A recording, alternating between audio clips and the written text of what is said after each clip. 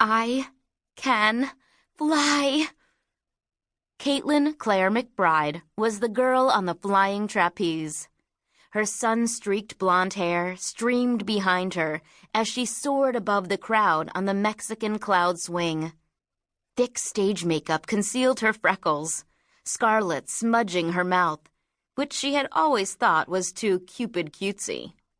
Smoky ash-gray coal ringed her light blue eyes.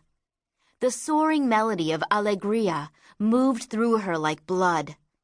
Music gave her life. Movement gave her a soul. She had made it. After years of sweat, blisters, pulled muscles, and sprains, she was finally performing in the Cirque du Soleil. Far below, in the massive audience, her mother looked on with her dad, their fingers entwined. Their faces shone with pride, and maybe just a few 100 watts of suppressed parental fear. Like all performers, Caitlin was a chameleon.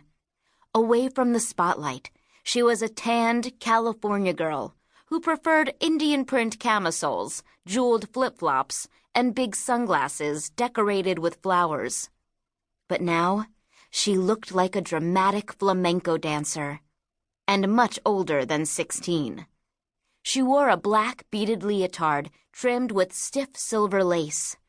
A black lace choker encircled her neck, and in the center, a large red stone carved to look like a rose nestled in silver filigree.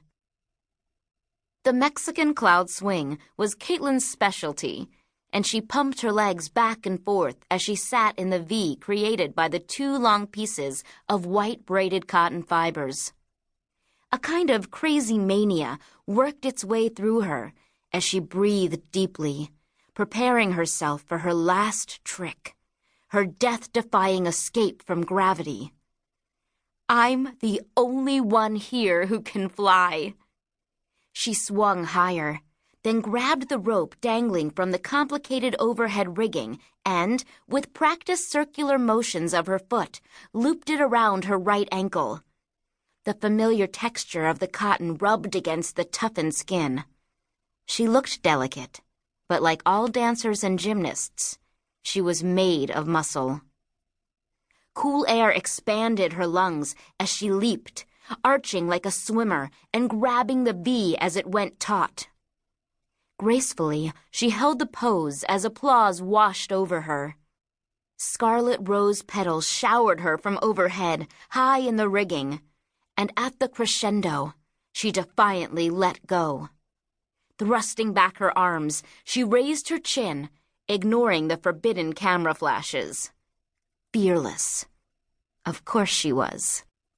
Yet gasps changed to screams as she plummeted down, headfirst, air rushing past.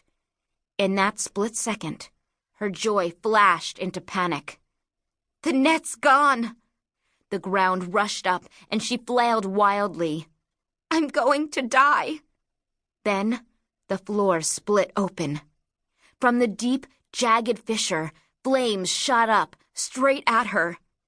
The heat slapped her face as she kept falling, straight into hell. Katie, oh my God, wake up! Her mother shouted into her ear. Caitlin's eyes flew open and just as quickly squeezed shut. Coughing, she opened them again.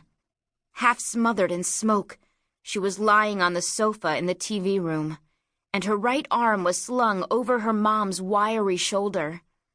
The Art Deco floor lamp behind the sofa tumbled light over the rolling layers of smoke.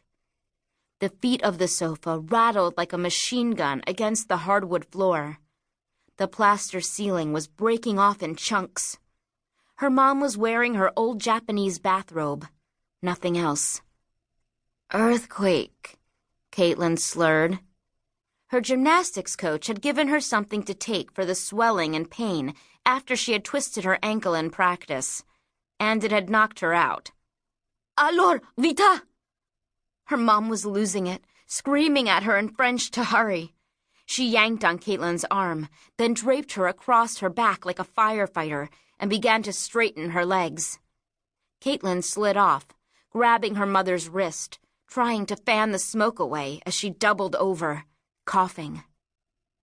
Clinging to each other, the two staggered through the acrid haze. Caitlin knew she was holding her mother back. She was slow, still not entirely awake because of the painkiller, and incredibly dizzy. She stepped on something hot, searing her instep, one of the few places on her feet not protected by calluses. The room shook and swayed. The lamp fell over, throwing light against the portraits of her mother, the famed ballerina, Giselle Chevalier, as they jittered against the cracking walls and crashed to the floor.